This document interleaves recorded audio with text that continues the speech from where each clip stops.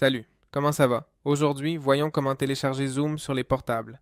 Cela fonctionne pour tout type d'OS, que nous ayons un ordinateur portable qui n'a pas Windows mais Linux. Donc la première chose que vous devez faire est d'aller dans la description de cette vidéo où se trouve ce lien. Télécharger Zoom pour les ordinateurs portables.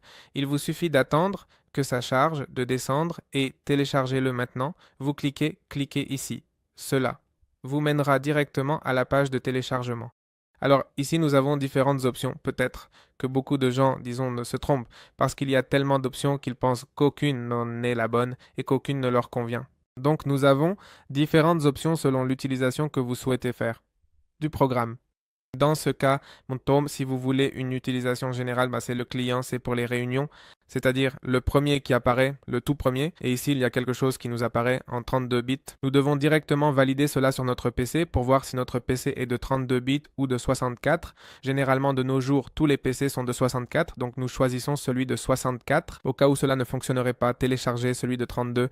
Il suffit de cliquer sur télécharger, attendez qu'il se charge, comme vous le voyez, il est en train de se télécharger, je vais le télécharger, je vais l'ouvrir. Si cela vous dit que c'est un fichier dangereux ou quelque chose comme ça, il suffit de permettre le téléchargement. Et une fois que c'est téléchargé, un message va apparaître nous demandant si nous permettons à ce programme de faire des modifications. Nous cliquons sur oui et il dit ici installation réalisée correctement, maintenir le client écrit et ajouter mise à jour automatiquement, oui. Et maintenant, pour pouvoir rejoindre une réunion, il suffit de cliquer sur entrer à une réunion. Et ici, nous devrons créer notre utilisateur, disons. Nous mettons notre nom. Et ici, il doit nous passer soit le lien, soit l'ID de réunion pour pouvoir entrer. Et voilà, nous pourrions déjà entrer directement.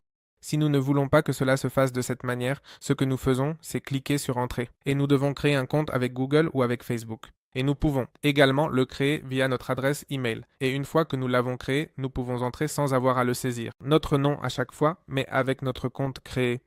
Nous pouvons déjà nous connecter et aussi rejoindre les appels.